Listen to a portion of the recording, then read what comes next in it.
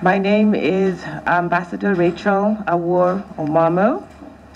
I am an advocate of the High Court of Kenya. I have been an advocate for just about 27 years. I am a senior counsel, and I have also been the chairperson of the Law Society of Kenya and the vice president of the East Africa Law Society.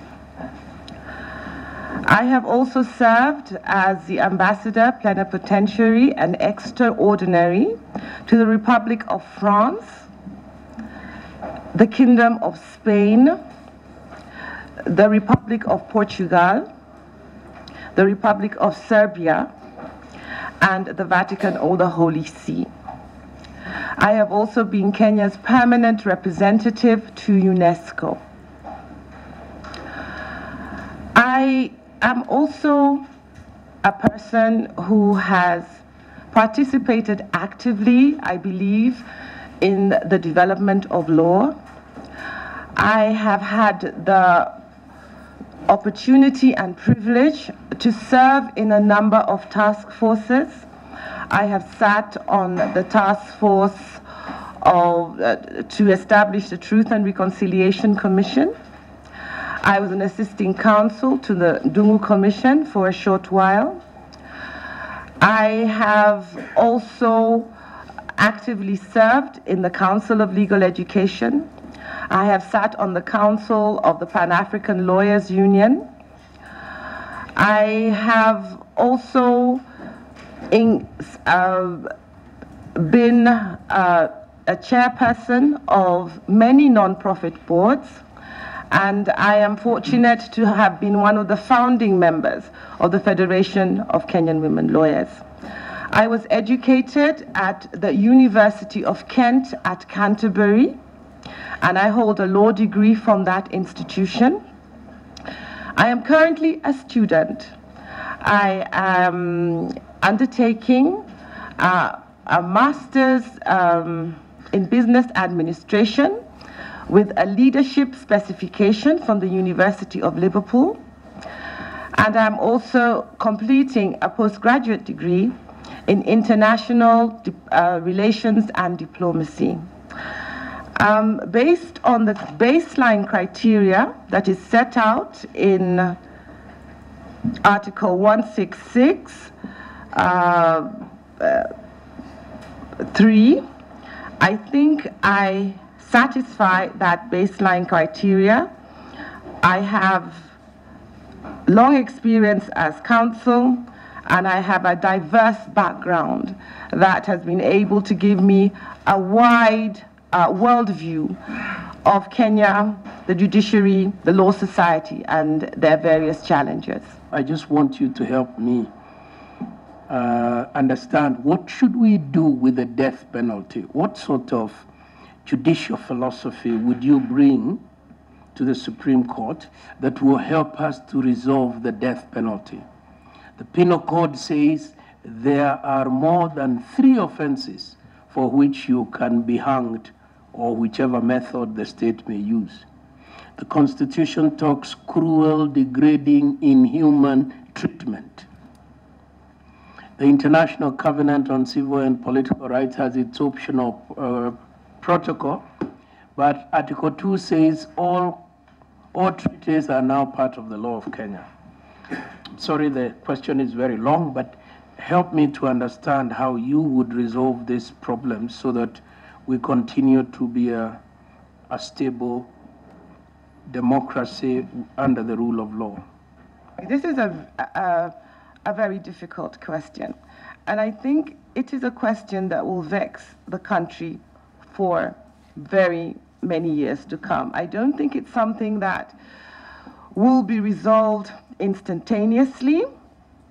It raises moral issues, it raises issues of policy.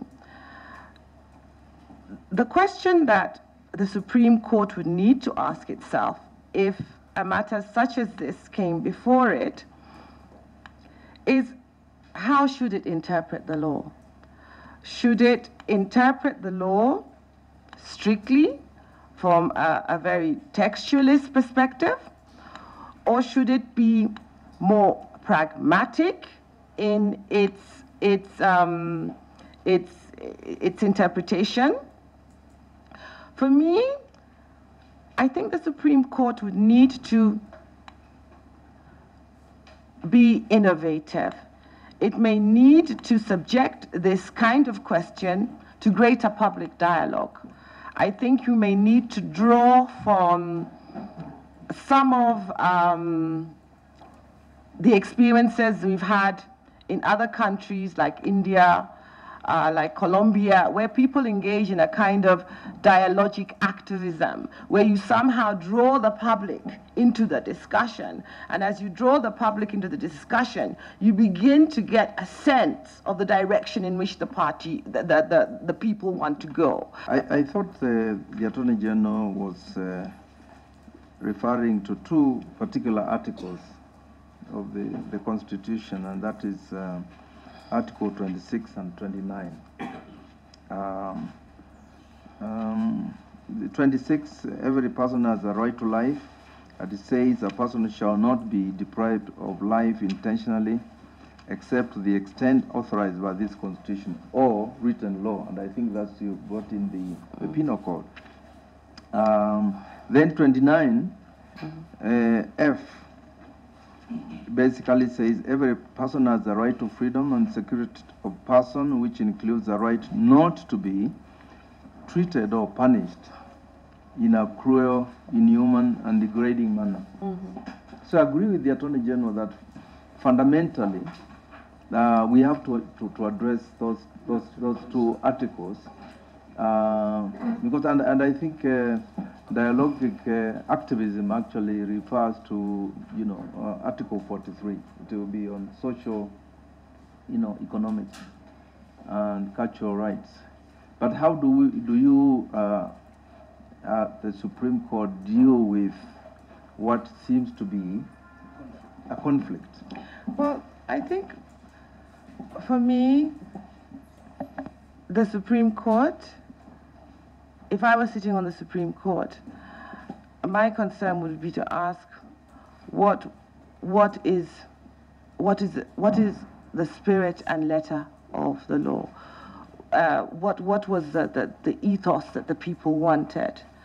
And I would seem to think that when there's a conflict between various sections of the law, that you need to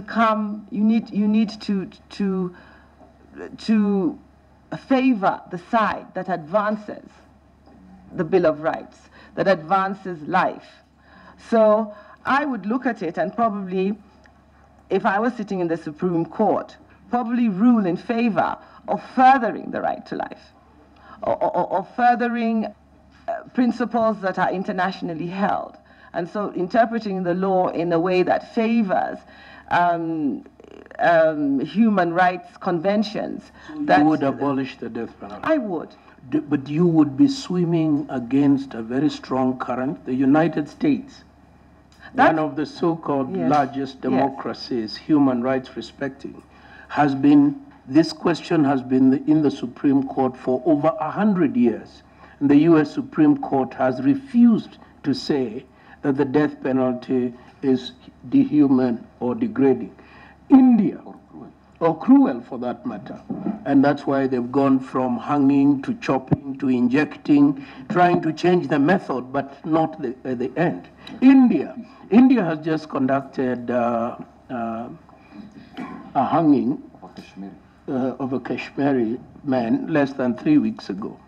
So this is a deeply contested issue, and if you want to depart, if you want to say you have abolished the death penalty, you know you will be legislating above what bombers said and what the people said in a referendum.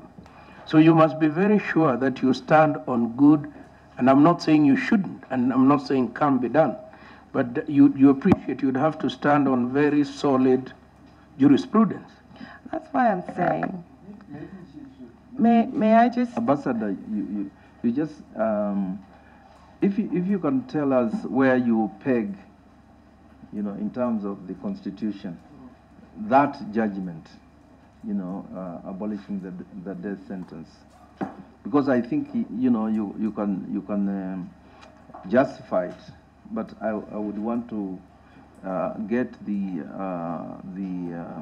constitutional and the legal basis of that position.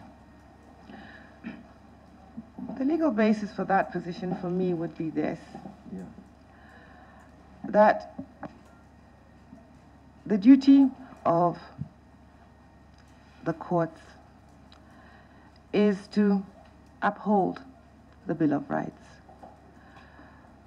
to further them as far as they possibly can, to interpret customary law, to interpret statutes in a way that furthers the Bill of Rights.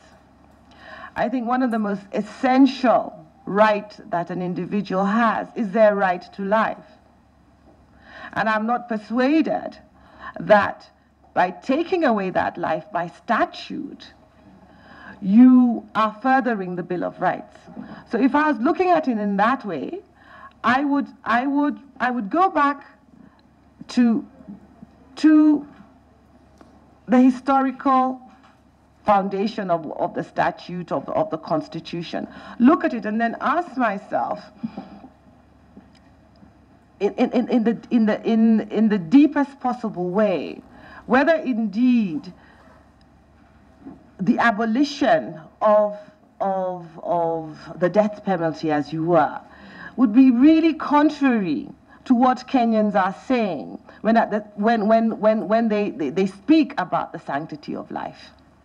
That's why I'm saying, and I know the Honorable Chief Justice has indicated to me that this idea of dialogic activism should be restricted to social and economic rights. I don't think so. I think that the courts need to dialogue directly with Kenyans. They need to start debates. They need to ignite them. And they need to problematize issues so that Kenyans are able to see things in different ways. And I think that if you have enough dialogue, then if the Supreme Court were to come down on the side of the preservation of life under any circumstances, you might find that you have a critical mass of people who will be able to stand behind the court and legitimize the judgment.